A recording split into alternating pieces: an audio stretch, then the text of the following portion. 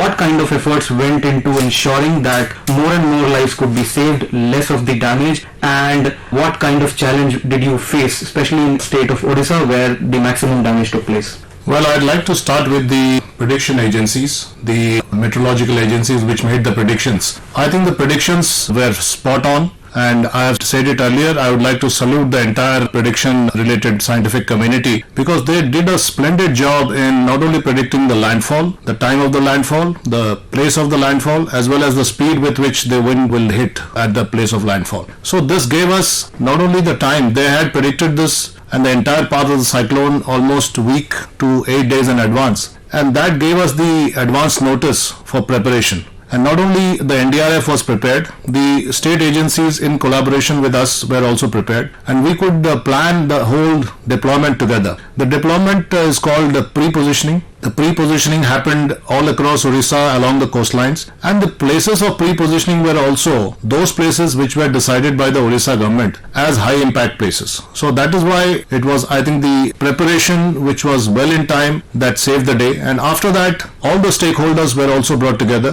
One of the major factors behind the synergy and the sync of stakeholders was the constant monitoring at the highest level, and the cabinet secretary himself conducted a series of meetings almost every day, or rather every day the crisis management committee met and all the stakeholders were brought on the same page, including the state government. And when I say state government, all the three state governments were involved, and when the crisis seemed to be now focusing on the government of Odisha or the state of Odisha was always involved, and that way we could not only save lives. This prediction itself led to the evacuation of more than 11 lakh people, and this is one of the probably the biggest exercises of evacuation anywhere in the world, and that is why the entire world is praising this effort. With a cyclone of this kind, it is very difficult to ensure that minimum lives are lost. Yet the Indian system, the state and center together in a spirit of cooperative federalism have proven that this can be done. As far as the present situation is concerned, as you asked, the present situation is a situation of restoration phase. We are trying to rehabilitate,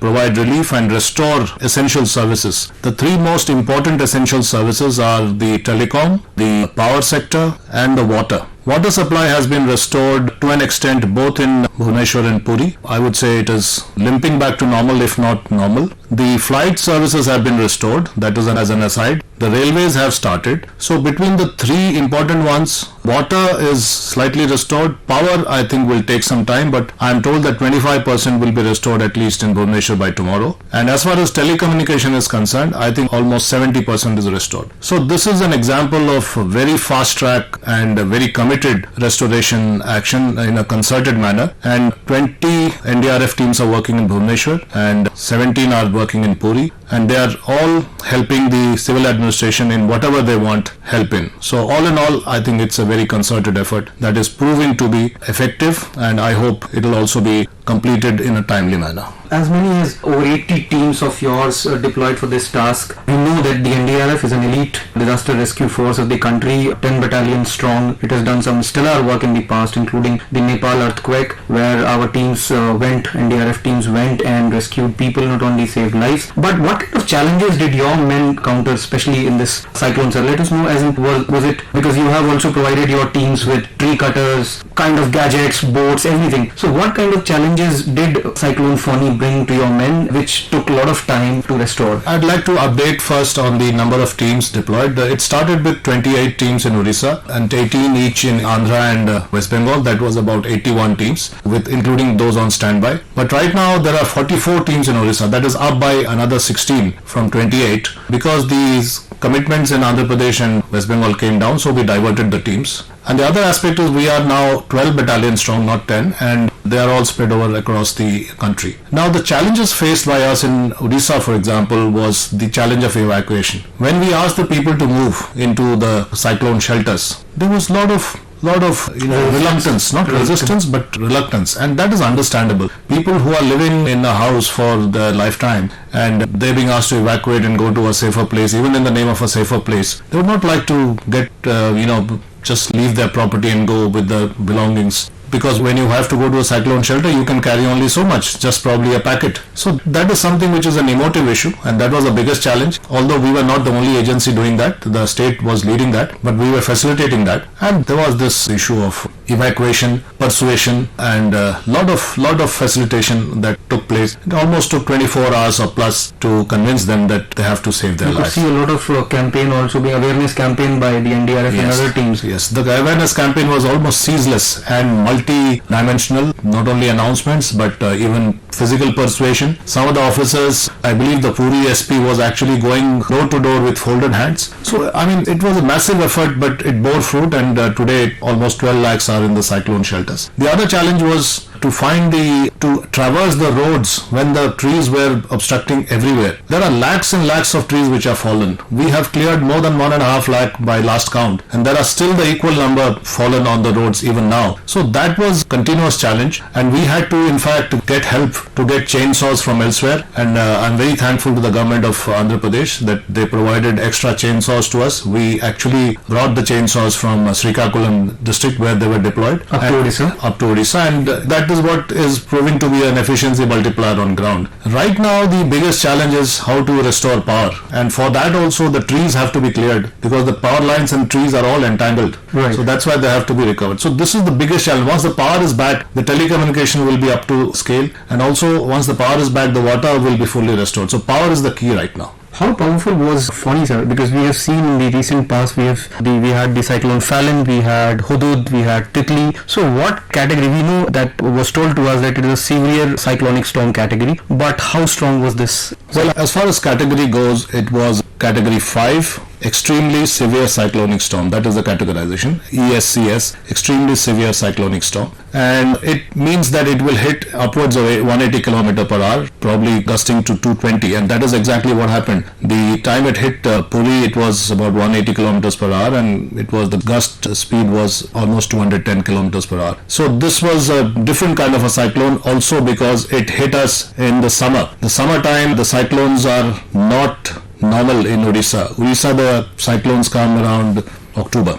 But this was a summer cyclone, and that has an impact because the land and the sea temperature differential is high in the summer. So when the wind actually cyclone gets near the land, because of the vacuum created on the land side, which is a higher level of vacuum, the hit factor is stronger. So it hits harder on the land, and this is what happened this time. Seeing the gravity of the situation, even the Prime Minister Narendra Modi today took an aerial survey. He assured all cooperation from the centre to the state government, especially Odisha, other states included. NDRF is obviously a central arm which executes the operations. But what do you see, sir? How many days or what now remains to be done so that relief and rescue is now complete and rehabilitation process begins as soon as it is possible? The only thing I can say is it will take some time, and there has to be a lot of patience involved in this. Because as I said, once the power comes, the telecom and the water supply will be normalized. But power itself is proving to be a difficult thing because while the grids have been charged and the charging points are all done, for example, the Chandaka grid is already charged. But how do you distribute? Because the distribution wires are snapped and thrown asunder. So it is a big challenge, and I think at the rate with which the focus is on, I'm sure it will take fewer days than we are anticipating and the public is anticipating, but I cannot put a number to it, how many days exactly. But on a safe side, I would say by the time it is 1 week from now, we should have 50% of the power, if not more. And that will be the key to getting a sense of restoration and normalcy. Apart from the rescue and relief at times of operations, NDRF has also a major task of preparing the community for disaster resilience. You do a lot of campaigns across the country when you're not working, when you are at peace. That is not much of a time because you are involved here or there, maybe a man-made or a natural disaster. But what should be done, sir, according to you, for cyclonic storms, and what kind of disaster resilience campaigns do you undertake? You asked a very good question because now the entire disaster fighting mechanism or disaster management effort is now focused all across the world as disaster risk reduction and disaster resilience. What it means is that communities should be made more resilient. Instead of fighting the disaster after it happens, you should be able to make the community so resilient that not only they do preventive measures, but they also fight back in terms of the normal times. They make arrangements for being able to be resilient. And I think one of the good things in Odisha is that after having suffered so badly for so many cyclones, they have learned the hard way, and the public was, even if it took a lot of time, 24 hours, at least the public was willing to relocate to the cyclone shelters. This is an example of the community which is aware. And once the community is aware, they will be able to be the first bulwark against the things like cyclone. There are examples of a district in Tamil Nadu where there is a survival kit with every household. The moment the siren goes about the cyclone, they take that survival kit and go to the shelter. Something like that is important, and Japan gives us a very good example. I'd end with that Japan, where even the smallest child knows what to do when there is an earthquake siren. Even if he knows that it's a simulation, he'll do exactly what is to be done. So that is why this is a sign of resilience, and we should promote more and more resilience across the country now. We will talk about technology. So you, in the initial part of your speech, you said that the IMD, you are thankful to the IMD for telling us when, where, what. So you were actually pre-positioned to tackle this. How does the technology now enable the NDRF? It's a premier force, as you said, 12 battalions strong. You are deployed by way of your regional rescue centers and battalion stations in virtually every nook and corner of the country. So how does the technology play in combating disasters in the country? I think technology is efficiency multiplier and a force multiplier. An efficiency multiplier because today, for example, the moment we had extra chainsaws on the ground, our rate of clearing the roads multiplied. Right. Geometrically, not mathematically, geometrically. So that means that those extra men are not required because you have chainsaws with almost every man. So every man is cutting one tree. So it's a small example, but it matters. So technology is a efficiency multiplier. It's also a force multiplier in the sense that the impact that you make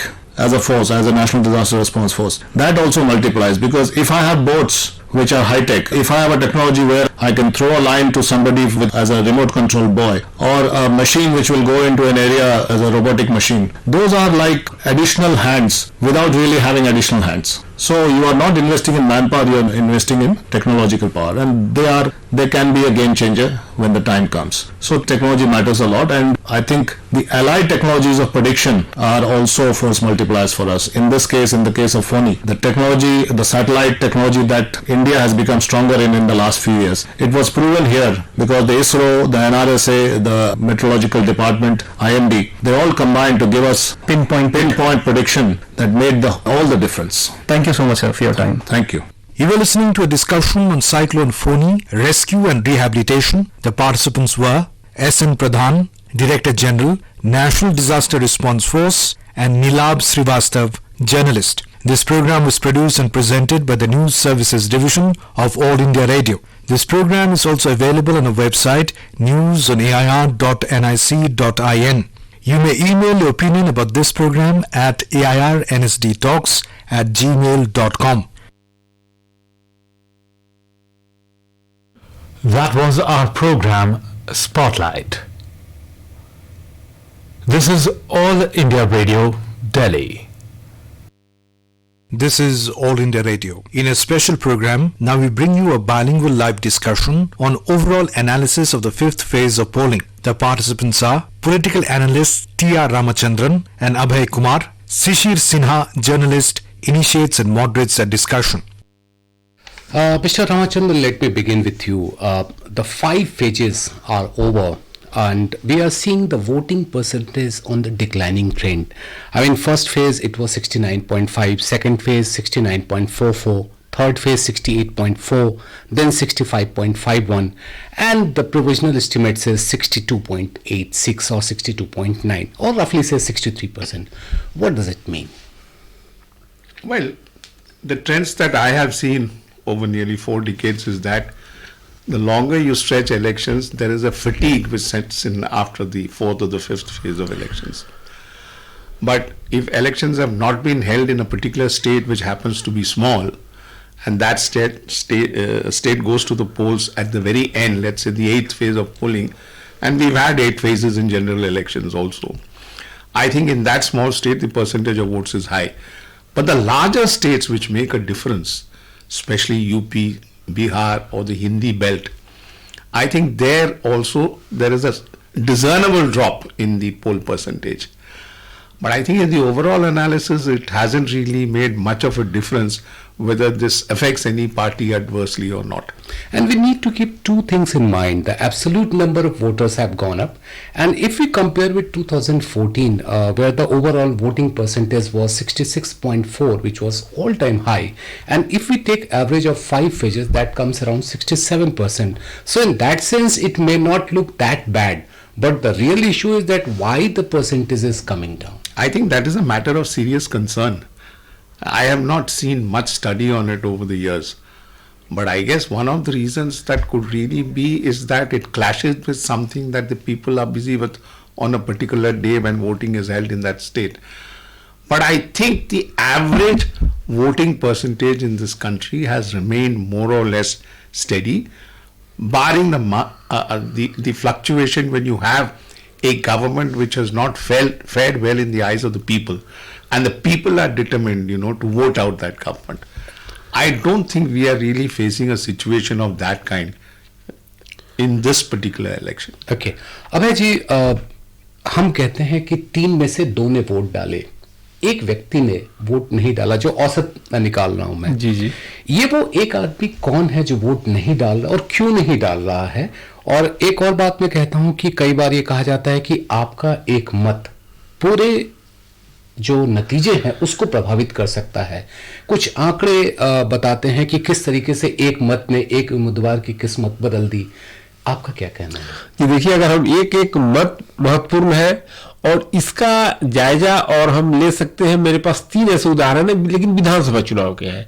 Lok Sabha चुनाव में तो मैंने खुद से खोजा है, मैंने यहाँ तक मीडिया में कहीं नहीं देखा, मैंने ढूंढा, कहीं नहीं मिला। और ये जो मैं तीनों बता रहा हूं, मैं खुद से मेरा ढूंढा हुआ है, मैंने यहाँ तक किसी मीडिया हाउस में नहीं देखा, मैंने खुद से। देखिए, 2008 में नाथद्वारा सीट पर जब सीपी जोशी साहब चुनाव लड़ रहे थे तो 1 वोट से चुनाव, और उनके ड्राइवर साहब ने वोट नहीं डाला था। ऐसा विकिपीडिया की रिपोर्ट के मुताबिक मां, पत्नी और ड्राइवर तीनों ने वोट नहीं डाला था। मां, पत्नी और ड्राइवर, विकिपीडिया की रिपोर्ट के मुताबिक। तो उनको 62,216 वोट आया था, 62,215 वोट सीपी जोशी जी को आया था। कल्याण सिंह चौहान जी बीजेपी वाले को 62,216 वोट आया था। तो 1 वोट के अंदर से हार गए थे। और कहा जाता है कि वो मुख्यमंत्री के प्रबल दावेदार थे और जीत जाते। खैर, 1 वोट से कोई जीतने वाले, 5 वोट से जीतने वाले को मुख्यमंत्री नहीं बनाया जा सकता, अमूमन नहीं बनाया जा सकता है। लेकिन मेरा कहना है कि वो प्रोबेबल थे। उसके बाद धार असेंबली सीट है मध्य प्रदेश में, 201 नंबर है उस सीट का। उस पर नीना विक्रम वर्मा जी बीजेपी को आया था 50,510 और कांग्रेस के बाल मुकुंद सिंह गौतम को आया था 50,509। 1 वोट से चुनाव हारे थे और ये दोनों रिजल्ट एक दिन आया था। लेकिन इसलिए यह सेकेंड धार वाले का इसलिए ज्यादा प्रचारित नहीं हुआ क्योंकि सारा स्पेस ले लिया सीपी जोशी जी वाले सीट ने। उसके बाद एक आपके साउथ के कर्नाटक का 2004 असेंबली पोल हुआ था, सेंथरपल्ली मैं नाम अगर थोड़ा सा क्योंकि मैं थोड़ा नहीं चलता है, कोई बात नहीं। 119 नंबर की सीट थी। तो वहां पर कांग्रेस पार्टी इन दोनों सीटों पर, पहले मैंने जो एग्जांपल जो बताया है उसमें बीजेपी ने कांग्रेस को हराया था। लेकिन इस सीट पर, सेंथरपल्ली सीट पर, कांग्रेस के कैंडिडेट को 40,752 वोट आया था और जेडीएस के उम्मीदवार को 40,751 वोट आया था। तो 1 वोट के अंदर से कम, मेरा ये मानना है, मैंने खुद से खोजा, हो सकता है इसके अलावा भी हो क्योंकि इलेक्शन इतने हुए हैं। तो लेकिन 3 करोड़ उदाहरण मेरे पास है कि मतलब कि एक वोट महत्वपूर्ण है। और अगर मैं बताऊं कि देखिए, अभी जैसे मौसम गर्म होता जा रहा है, पहले जहां से इलेक्शन शुरू हुआ था उस वक्त का आप टेम्परेचर उठा के देखिए और अभी का टेम्परेचर उठा के देखिए, दोनों में आपको अंतर मिलेगा। तो कहीं ना कहीं गर्मी भी एक असर डालता है। कितने लोग होते हैं कि डेयर करना, उनके घर से थोड़ा दूरी पर होता है बूथ, उनके लिए जा करके आना, थोड़ा सा वोट गिराना थोड़ा सा मुश्किल वर्क होता है, पहली बात। उसके बाद मैं एक बात बताऊं कि मैं बहुत बड़ा श्रेय देता हूं ईवीएम को, इलेक्ट्रॉनिक वोटिंग मशीन को। जब से इलेक्ट्रॉनिक वोटिंग मशीन आया है, सीसी जी आप भी देखेंगे, टी.आर. रामचंद्रन साहब आप लोग भी देखेंगे, एक हम लोग को महसूस करने की बात है कि ईवीएम आने के बाद मेरा अमूमन 5 से 7% वोट बढ़ा है। क्यों बढ़ा है? उसका सबसे बड़ा मैं रीजन ये देखता हूं कि अब वोट गिराना बहुत ही आसान काम हो गया। मैं घर से गया, वहां गया, मुश्किल से 5 मिनट मुझे क्यू में लगना पड़ा, मैं वोट गिरा के चला आया। पहले मैं 1.5 घंटा मैं 1.5 घंटा लाइन में लगा हूं, तब जाकर के जब पोस्टल मैंने बैलेट्स होता था 1.5 घंटा मुझे एक आर्डुअस और लेकिन सवाल यह है कि ये सहूलियत के बावजूद वो तीसरा व्यक्ति वोट डालने नहीं निकल रहा है। जी। क्या ये समझा जाए, जैसे मैं एक आज की तारीख की बात करूं, आज चूंकि एक लॉन्ग वीकेंड जिसको हम लोग कहें कि शनिवार, रविवार और सोमवार 3 दिन की छुट्टी हो गई, तो कहीं लोग छुट्टी मनाने निकल गए, शिमला और मसूरी ही देखते रह गए और मतदान करना जरूरी नहीं समझा? नहीं, देखिए जिन जगहों पर आज वोट पड़ा है वहां पर शिमला मसूरी से कनेक्शन थोड़ा कम है, मेरा ये कहना है। उसके बाद मैं बता रहा हूं कि जहां पर मैं बिहार, यूपी या हिंदी स्पीकिंग बेल्ट में माइग्रेशन बहुत ज्यादा है। और माइग्रेशन ऐसा नहीं कि मुझे हमको वोटिंग पैटर्न देखने का मैं एक नया तरीका मैं खुद कि आज कितने लोग अपने लोकल एरिया में मौजूद थे, कितने लोगों ने वोट किया। माना कि कोई व्यक्ति बिहार का है, दिल्ली में रह रहा है, नौकरी कर रहा है, उसको खुद के लिए काफी मतलब उसके लिए आसान नहीं है जाना, उसके लिए टिकट लेना मुश्किल नहीं है। टिकट मिल भी जाए तो मेरे लिए उतना पैसा उतना आदमी के पास है या नहीं है, उतना ऑफिस को छुट्टी देती या नहीं देती, मल्टीपल प्रॉब्लम्स है। लेकिन कि आज उस वहां कितने व्यक्ति थे और कितने लोगों ने वोट किया, अगर इस पैमाने पर अगर हम बिहार, यूपी को भी उठा करके देखेंगे तो जो नॉर्थ ईस्ट के स्टेट्स है, 83-84% या गोवा वगैरह में ज्यादा वोट होता है, उसके बराबर में आ जाएगा अगर हम इस पैमाने पर देखें तो। हालांकि इस तरह निकालने का कोई हमारे पास माने ऐसा कोई स्कोप नहीं निकल सकता है parameter. Ramachandran, I will bring you in that issue, in particularly that matter. When people are migrating from one state to other state, and there is a facility to transfer your name from one state to other state or from one constituency to other constituency, it's an online process, or at the best you just need to fill up a form. So why there is a hesitancy or resistance or whatsoever you want to say, not people are not giving their name or transferring their name from one constituency to other constituency? I have looked at this issue very seriously for now about 2 decades, and I find people who come to major cities as migrants in search of jobs and do get a job here, and I've spoken to several of them, they say the attachment of going back home from where you came to exercise your franchise is a different feeling and gives them a sense of responsibility of voting from their homes. I think it is also to suggest that they would rather play a role in any kind of election. If it is an assembly election, they would like to go back and vote to decide whether they want the same government again or they want to change the government. In case of national elections of this kind, I think going back home to vote is a different nostalgia. You know, it's a kind of a nostalgia which is coming on since he had the first vote. And I think that does make a difference because the vote share in the state has gone up considerably because of these migrants making it a point to go back and exercise their franchise. Okay. So if we compare between 2014 and 2019, 2014 it was all-time high, that's 66.4%, and 2017 if we take the average of first 5 phase, it comes around 67%. आलोक जी, एक मुद्दा यहाँ पर ये भी आता है कि हमने 2014 में देखा था कि महिलाओं की जो भागीदारी थी वो लगभग 10% के तरफ से बढ़ी थी और पुरुषों की भागीदारी 7%, जिसकी वजह से ऑल टाइम हाई गया। अब जो हम 67% देख रहे हैं औसत जो 5 फेज का है, क्या ये समझा जाए कि महिलाएं ज्यादा वोट कर रही हैं इस बार? देखिए, महिलाएं ज्यादा वोट बिल्कुल कर रही है, लेकिन इसका एक रीजन हम लोग को और भी करना पड़ेगा कि जेंट्स जनरली बिहार या हिंदी स्पीकिंग बेल्ट या कहीं कहीं जेंट्स जो होते हैं तो बाहर माइग्रेट होकर के जॉब में रहते हैं, लेकिन महिलाएं घर पर होती हैं। तो अगर कहीं भी रूरल आप देखिएगा कि ग्रामीण एरिया का अगर हम बूथ वाइज निकालें तो ग्रामीण एरिया में देखिएगा कि ज्यादा डिफरेंस होगा, महिलाएं ज्यादा वोटिंग करेंगी रेदर देन मेल, माने पुरुष अपेक्षा महिलाएं ज्यादा होंगी, क्योंकि महिलाओं में माइग्रेशन कम होता है, वो अपने घर पर रहकर बाल बच्चों को घर परिवार संभालती है, वो पुरुष बाहर निकल के जॉब वगैरह के लिए सर्च में रहते हैं। तो इसीलिए पुरुष का मतदान इसलिए भी कम होता है कि वो बाहर है, महिलाएं घर पर है। इसका एक कारण यह है। दूसरी बात यह हुई कि जब एक बार मैं अगर कोई महिला अगर एक साइकोलॉजी देखे, कोई महिला या किसी भी वोटर का अगर जब तक वोट नहीं कर रहा है तब तक तो वोट नहीं कर रहा, लेकिन एक बार किसी परिस्थितिवश किसी सरकार को हटाने के लिए या किसी को खास सरकार को बनाने के लिए घर से निकल के जब वोट कर दिया तो उसको वोट करने की आदत सी पड़ जाती है, तो बार बार निकलती है। तो ऐसा हुआ कि एक खास समय पर जैसे 2014 में जैसा रिजल्ट आया, उस वक्त महिला पूर्व मैंने वोटर्स में या महिलाओं में एक प्रकार का था कि चलो किसी एक व्यक्ति को लाना है, या किसी 2014 का रिजल्ट क्या है हम सबके सामने में। लेकिन इस बार फिर वही रहा कि जब एक बार घर से निकल के उन लोगों ने वोट करने की आदत बना ली, तो एक अच्छी आदत है, बहुत अच्छी आदत है, इसको अप्रिशिएट करना चाहिए, इसको और बढ़ाने का प्रयास होना चाहिए। और मैं बताऊं कि महिलाओं का वोट बढ़ने के पहले फिर मैं बता रहा हूं ईवीएम का बहुत बड़ा हाथ है, क्योंकि महिलाओं को जाकर के अब एक एक घंटा, आधा आधा का एक एक घंटा लाइन में नहीं लगना पड़ रहा है। उनको पहले है कि अगर हम लाइन में जाके 1 घंटा लगे तो मेरे घर का खाना कौन बनाएगा, अगर बच्चे हैं तो उनको बच्चे को कौन संभालेगा, धूप में उनको खड़ा रहना, हम लोग तो जेंट्स है तो थोड़ा सा डेयर कर लेते हैं, उनमें मैंने प्राकृतिक तौर पर उनके शरीर में थोड़ा डेयरिंग कैपेसिटी थोड़ा ही होता है। तो फिर जबकि अब ईवीएम से जाकर के आप 10 मिनट के में आप घर से निकले, बूथ पर निकले, पहुंचे 3 से 4 minute. Okay. Mr. Ramachandran, if we talk about first-time voters and if we talk about women voter, what are the key issues before them when they are going to cast their vote? First time voter is very excited of exercising his or her franchise, and I think the key issue for the first time voter in the age group of 18 to 19 is very significant. He is first and foremost interested, he or she is interested, about the education system. Primarily, I think most of them go in to exercise their franchise because they are mostly in college in first year, and it's apart from the excitement, they think they would like to improve the education system because there are very many ideas about the whole thing. I would on the other side say, you see the first time voter, the numbers has increased. That's 1.5 crore, that's Yes. a 15 million. Yeah. As far as women are concerned, I think he made some very valid points, but women's awareness of politics and what their vote can really do to help them achieve their objective politically, in the sense whether they like a certain particular party or what is it they would like that party to do for them, has made a big impact.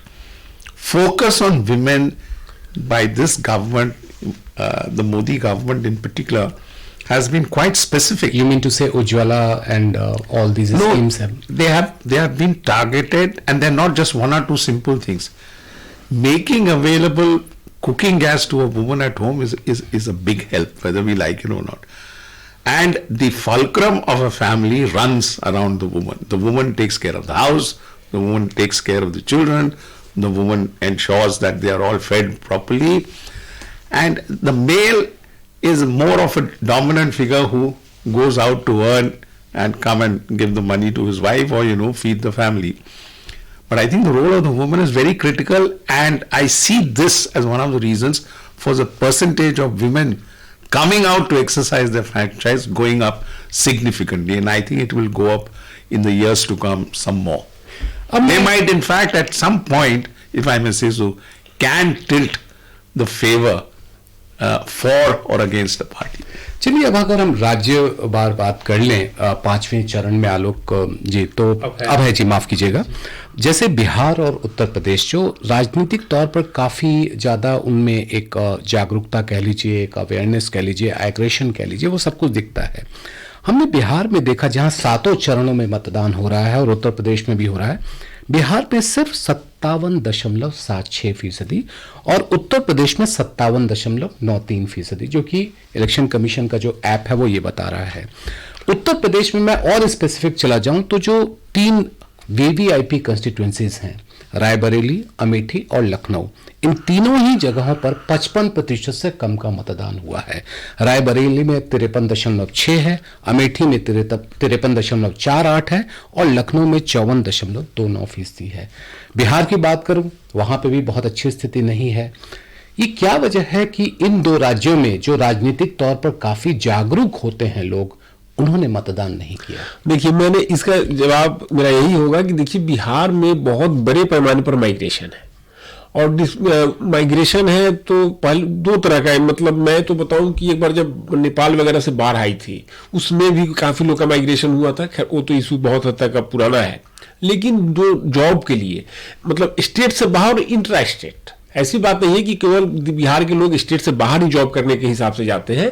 Bihar state में भी एक जगह से दूसरे जगह का उनका है कि भैया चलो हम पटना में आए, मैंने घर से 5-6 घंटे की दूरी पर, तो उनके लिए एक आसान प्रोसेस नहीं रह जाता है इलेक्शन, मैंने वोट गिराना। उनको वोट गिराने की इच्छा होती है, लेकिन इस कारण से कि उनके लिए एक आसान प्रोसेस होता नहीं है, अपने बॉस से इजाजत लेना, फिर जाकर के उतना मतलब जाकर के वोट गिराना, जाने आने में एक एक्सपेंस भी होता है, हर कोई उतना बियर करने की स्थिति में हो या नहीं हो। तो बिहार में वोटिंग कम होने का, वोटिंग प्रतिशत कम होने का कारण तो यह है कि डिस्प्लेसमेंट। फिर मैं बताऊं कि डिस्प्लेसमेंट है, लेकिन अगर हम आज कितने लोग बिहार में थे, उस बिहार में जहां चुनाव हुआ है कितने लोग थे और कितने लोगों ने वोट किया, फिर अगर आप इसको इस पैरामीटर पर देखें जो कि अनुमान लगाया जा सकता है, जिसका कोई हमारे पास कोई फिक्स पैरामीटर नहीं है, तो आप देखेंगे कि वहां का वोटिंग परसेंटेज किसी स्टेट से मैं कम नहीं मानता। लेकिन चलिए, बिहार में आपने कहा कि माइग्रेशन होता है। उत्तर प्रदेश के जिन हिस्सों में मतदान आज हुआ, जो कि मध्य में, जो कि उत्तर प्रदेश में माइग्रेशन का एक बड़ा स्तर हमने देखा है, पूर्वी उत्तर प्रदेश से ज़्यादा होता है बाकी जो हिस्से हैं उनके मुकाबले में। अगर लखनऊ की बात करें, अमेठी की बात करें, रायबरेली की बात करें, इन जगहों पर पोलिंग परसेंटेज के कम होने की वजह क्या थी? देखिए, मैं बताऊं कि आप याद कीजिए कि 2004 में, शायद 2004 में इवन की वाजपेयी साहब जब 35% वोटिंग हुआ था लखनऊ में, आप लोग को शायद याद होगा कि 35% तक भी वोटिंग आया है उस समय 2004 में ही। तो एक है कि अभी तो एक तो गर्मी का मौसम, दूसरा मैं बता रहा हूं कि देखिए ग्रामीण एरिया में और शहर के एरिया में वोट में एक मैं स्पेसिफिक एक अंतर देखता हूं। होता क्या है कि गांव में तो होता है कि चलो भैया मैं एक ग्रुप है जो एक पार्टी का समर्थक है, एक ग्रुप है जो दूसरे पार्टी का समर्थक है, तो उसमें क्या है कि सिर्फ पार्टी के आधार पर वोट नहीं होता है कि चलो भैया मेरा ओपोनेंट टीम का, मेरे ओपोनेंट टीम नहीं, मेरा ओपोनेंट विचारधारा का आदमी निकल के वोट कर रहा है, तो उसके रिस्पॉन्स में दूसरी टीम जाती है रिएक्शन में कि मेरे जो गांव में एक मुखी, मतलब गांव में 2 गुट होते हैं, 3 गुट होते हैं, एक गुट के लोग निकले, अरे वो वाला टीम जा रहा है वोट करने, उसके लोग जा रहे हैं, तो चलो हम लोग भी चलते हैं। तो अपना एक व्यक्तिगत जो कंपटीशन होता है उसके आधार पर भी लोग वोट करने निकलते हैं। केवल वहां भाजपा, कांग्रेस या लोकल पार्टी ही नहीं काम करती है, वहां पर लोकल जो पॉलिटिक्स है, गांव की पॉलिटिक्स है, वो भी काम करती है, और जाति भी जो काम करती है, यस, जाति भी काम करती है। लेकिन शहर में इसका अभाव होता है। लखनऊ जैसे शहर में इसका अभाव है कि लोग व्यक्तिगत विचारधारा के अनुसार, पार्टी के अनुसार और विचारधारा के अनुसार करते हैं। वहां पर इस तरह का जो गांव वाला जो एक प्रकार का कंपटीशन है, वो वाला शहर में किसी शहर में काम नहीं। Okay, now coming to West Bengal. West Bengal has recorded almost 75% polling, and it is lowest in all the 5 phases. I mean, it started from 79, 80, and now it is 75%. No, but I think compared to other states, West Bengal is still at a higher percentage. Yeah, I'm coming to that point also. But if you compare the 75%, what are the issues which are forcing the people to go out and exercise their vote? Well, I think there are serious issues in West Bengal. It will not be right to say that the Trinamool Congress and Mamata Banerjee herself are riding a very high crest. Let's not forget, in 2014, if I am not mistaken, the BJP polled 19% and got only 2 seats. The BJP hopes to poll a much higher percentage this time. Not that they will have a profile which will get them 20 seats, but I won't be surprised if they touch quadruple what they had in 2014, 8, 10 seats, which I think is a possibility and cannot be dismissed out of hand. यहाँ पर पश्चिम बंगाल में हिंसा हमने देखा, और हर phase पे, हर चरण में हमने देखा कि वहाँ हिंसा की घटनाएं हुई हैं। इसको आप कैसे देखते हैं? देखिए, हिंसा वहां के लिए एक नई घटना मैं नहीं देख रहा हूं। हम लोग अगर 90s के दशक में जाए तो उस वक्त भी हिंसा होती थी, लेकिन उसमें हिंसा करने वाले का टीम अलग अलग हुआ करता था। और अभी अगर के हम देखें तो हम लोग को सरप्राइज हो रहा है। हम लोग को लग रहा था कि ममता बनर्जी के टेन्योर में स्थिति में बदलाव आएगा, क्योंकि ममता बनर्जी को हम लोग ने देखा है कैसे वायलेंस की वो शिकार हुई है, या उस वक्त जो कुछ होता था। फिर अभी उस दौर से स्टेट निकल नहीं पा रहा है। इसका हम लोग को सही में बहुत ही, मतलब इसका कम से कम मुझे बहुत ही मलाल है। और मैं बताऊं कि इसका बहुत ही है, और इसे कब तक ये कैरी करेगा, वी कैन नॉट से इट। और मैं बताऊं कि अभी नहीं, पंचायत चुनाव में भी हमने देखा कि वहां किस तरह का वायलेंस हुआ है, और ये वायलेंस अभी निकलता दिख नहीं रहा है। जब तक स्टेट एडमिनिस्ट्रेशन उसके अनुसार एक्शन नहीं लेगा, तब तक तो हमको इससे कोई निजात पाता मैं नहीं देख रहा हूं। Mister Ramachandran, how it could be minimised, how it can be minimised, the violence? You know, this is something which has been coming along in West Bengal for how many decades, since the time when Left Front was in power for nearly a shade more than 3 decades. Now the fact is, that kind of violence in pockets, like Hooghly district is known for violence. Several other districts are also known for violence. But then the effort this time was to send forces out of West Bengal to take care and reduce situations where violence occurs. but they have not been able to do that. My own reading is there are certain pockets which are prone to very, very serious violence. And I also think that there is an element of dissatisfaction even among the TMC ranks. Therefore, I think that this whole issue of violence and counter-violence is getting blown out of proportions. Okay Abhay ji, अब 5 चरण पूरे हो गए, छठे और सातवें जो कि 12 और 19 मई को होने हैं, और सबसे ज्यादा लोगों की नजर 19 मई पे होगी क्योंकि उस दिन प्रधानमंत्री के उनके जो भी होना है फैसला वो ईवीएम में कैद हो जाएगा। अगले 2 चरण के लिए ऐसे कौन से मुद्दे हैं जो लगता है कि मतदान के समय हावी होंगे? जी देखिए, अभी तो मैं अब बताऊं कि अब जो इलेक्शंस होने हैं उसमें अब बीजेपी स्पेसिफिक बेल्ट्स हैं। मैं आज की ही अगर बात करें तो 51 जो सीटों पर चुनाव हुआ है उसमें बंगाल की 7 सीटों को हटा दे तो 44 सीटें बचती हैं। उन 44 सीटों में 41 सीटें एनडीए जीती थी। 41 सीट, केवल अनंतनाग सीट, अमेठी और रायबरेली, इन तीनों सीटों पर एनडीए, बीजेपी नहीं, एनडीए हारी थी सिर्फ 3 सीट पर, बंगाल के बाहर चले तो, और 2 सीट पर एनडीए दूसरे प्रदान पर थी, अमेठी और रायबरेली में बीजेपी, मतलब उस वक्त की एनडीए, और अनंतनाग में पीडीपी और जे के एनपीपी उन लोगों नंबर 1 नंबर 2 रहे थे। तो अब के बाद इस फेज के बाद अब बीजेपी स्पेसिफिक बेल्ट की शुरुआत हो रही है, और अब हमको देखना है कि बीजेपी का असल परीक्षा अब शुरू हो रहा है। अब जितनी भी सीटें, ज्यादा सीटें एचपी नहीं बची है, लेकिन हम अगर 2014 के रिजल्ट को देखें तो आप देखिए कि बीजेपी जहां इसका बेल्ट है, बीजेपी का, मैं जब 2014 सीट का रिजल्ट का एनालिसिस कर रहा था तो बीजेपी का प्रेजेंस 440 सीटों पर है। एनडीए का, अगर हम चंद्रबाबू नायडू वाले पार्टी को थोड़ा माइनस करके चले तो एनडीए को 336 सीट आया था, लेकिन एनडीए का प्रेजेंस 440, बीजेपी एनडीए का प्रेजेंस 440 सीटों पर है 543 में। तो 440 में 330 सीट लगभग बीजेपी जीती थी, मतलब इनका स्ट्राइक रेट 75%। एनडीए ने जीता था 336। हाँ, 336 एनडीए का स्ट्राइक रेट 75% था। तो अब जो जहां चुनाव हो रहा है वहां पर अगर हम पिछले चुनाव को देखें वेस्ट बंगाल को माइनस करके, तो लगभग बीजेपी का स्ट्राइक रेट मतलब 80, 85, 100 तक भी, 100 तो नहीं कहेंगे, बहुत ज्यादा स्ट्राइक रेट था। तो अब बीजेपी के लिए है कि क्या आप मोमेंटम पिछले बार वाला बनाए रख सकते हैं, और कितना हद तक उसका, मतलब अगर लो हो रहा है तो कितना हद तक कम से कम लो होने देने का प्रयास कर सकते हैं। तो जी mister Ramachandran, in your opinion what are the issues in next 2 phases of election? See, very significantly, if we take just this phase, the 5th phase, let us not forget that BJP, out of these 51 seats, had got 39 in 2014. I think the next 2 phases are going to be indeed critical for the BJP as the ruling party at the center. It is also significant because if you just take UP and Bihar, it's 120 seats, 80 plus 40 in Bihar. And the strike rate of the BJP both in UP and Bihar was significantly higher. They got as much as 71 out of 80 seats on their own, and with the Apna Dal they got 73 out of 80. So I think they have a far more challenging role this time to really get the number of seats that they expect in the Hindi belt. And it is not possible for them to really maintain those high standards that they did in 2014.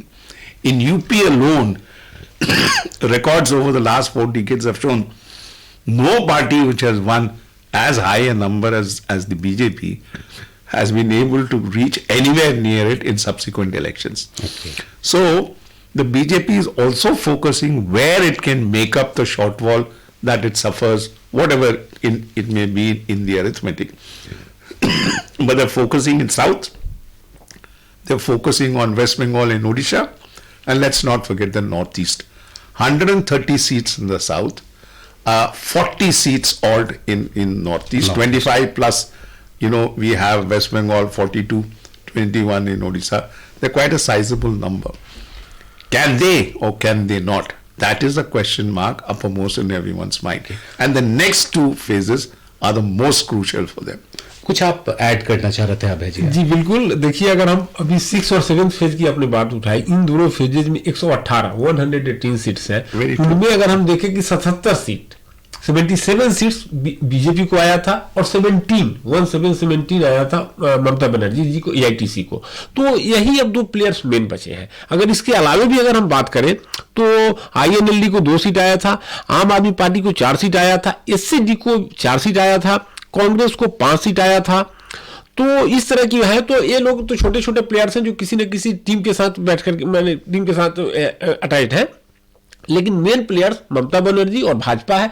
Bhajpa के लिए कि क्या 118 सीटें हैं, क्या 77 आप बनाए रखिएगा तो किस तरह, कितना हद तक अगर लो होता है तो कितना हद तक आप उसको कम से कम लो करने का प्रयास करते हैं। और नरेंद्र मोदी जी का होगा कि चलो पहले जो 2-3 फेजेज में अगर हमारी कुछ माइनस हुई है, बीजेपी के पास तो रिपोर्ट होगी, पार्टी के पास रिपोर्ट होती है, तो उसको हम कैसे मेकअप करके थोड़ा आगे बढ़ने का प्रयास करें। और उड़ीसा और वेस्ट बंगाल तो बीजेपी के लिए ग्रीन जोन है, जहां पर किनको लग रहा है कि वहां से देखते हम कैसे आगे बढ़ सकते हैं।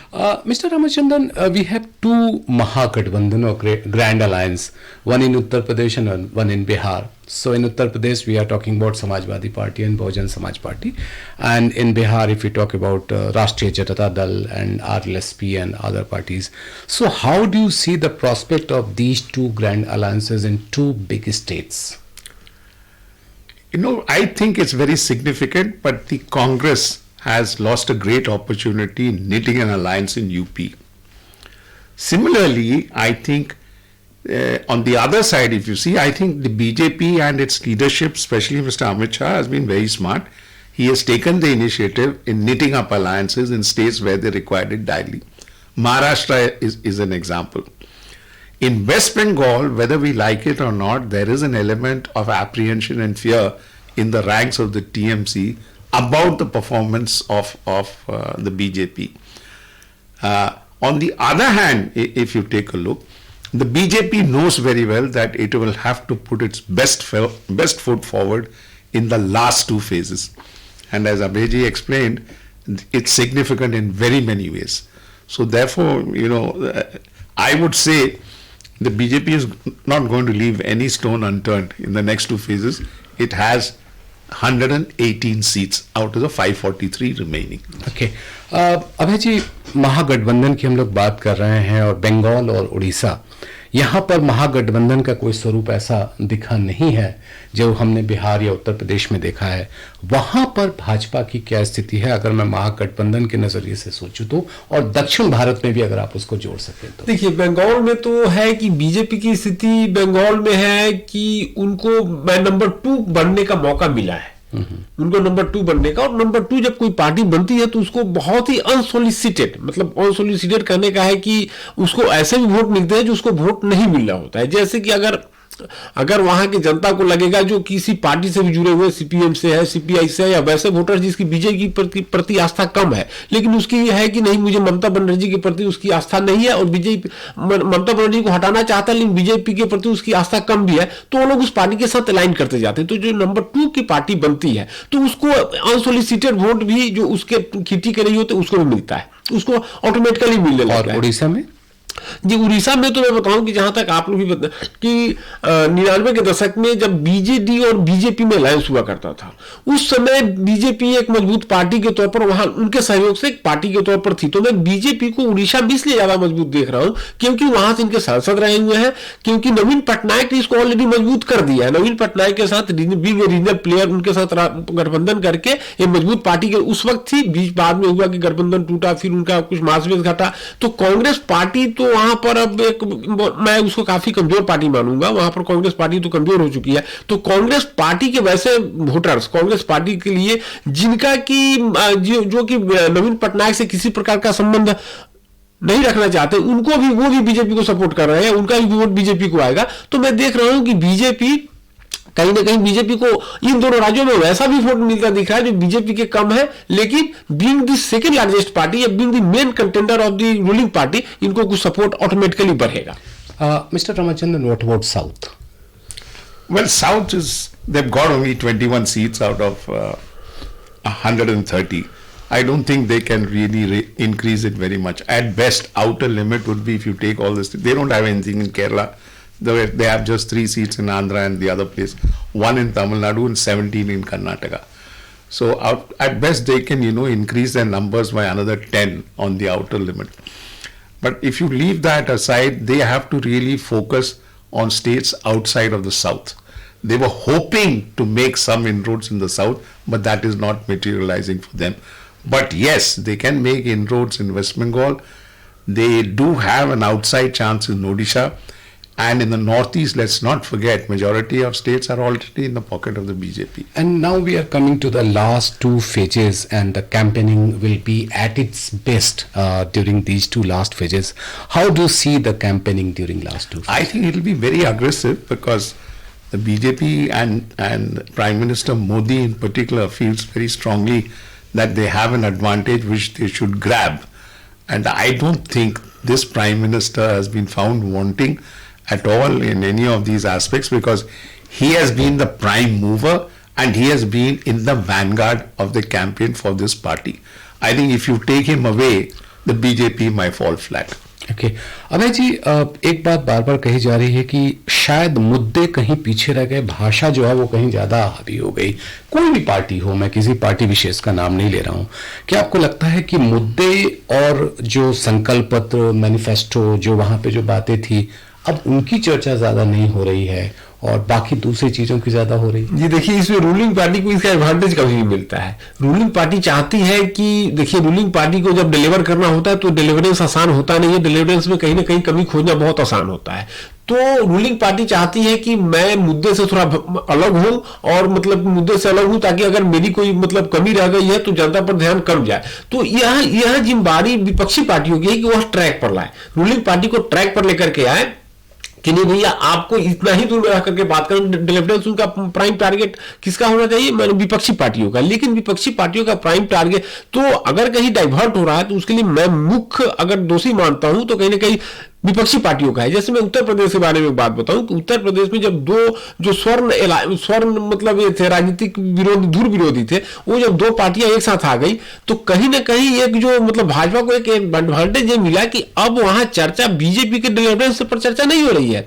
अब चर्चा हो रही है कि भैया अब जो नई जो राजनीतिक समीकरण बनी है उसमें किसकी क्या पोजीशन है। अब ये बात पीछे चला गया कि सरकार ने क्या किया, वहां की लोकल सरकार ने, स्टेट गवर्नमेंट ने क्या किया, केंद्र की सरकार ने क्या किया, संसद ने क्या किया, विधायक ने क्या किया या क्या कर रहे हैं।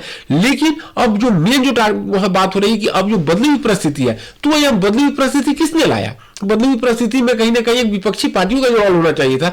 तो मैं अगर मुख्य सरकार के डिलीवरेंस से अलग हटके रेटोरिक पर बात हो रही है तो कहीं ना कहीं इसका मैं मुख्य जो मैंने उसका कल्पित मानता हूं तो मैं विपक्षी पार्टियों को मानता हूं। Mr. Ramachandran, would you like to appeal to the voters to come out in large numbers and to cast their vote? I think it is their birthright. They should get out and vote and exercise their franchise. But the PM has paid a very, very good move, where he gets a lot of support. He visited Odisha after this cyclone. He also visited West Bengal, but we all know how the Chief Minister in West Bengal did not agree to it. But the fact is, he has earned goodwill and it will help in the last two phases. हम आखिर में हम अपने सभी जो श्रोता हैं जो जिस जगह पे हों, अगर वो मतदान के लिए अभी तक नहीं कर पाए हैं, उनके चुनाव क्षेत्र में नहीं हुआ है, तो वो जरूर मतदान करें। नमस्कार। You were listening to a discussion on overall analysis of the fifth phase of polling. The participants were political analyst T.R. Ramachandran and Abhay Kumar. Shishir Sinha, journalist, initiated the discussion. This program was produced and presented by the News Services Division of All India Radio. You can also listen to this program on our website newsonair.nic.in. You may email your opinion about this program at airnsdtalks@gmail.com.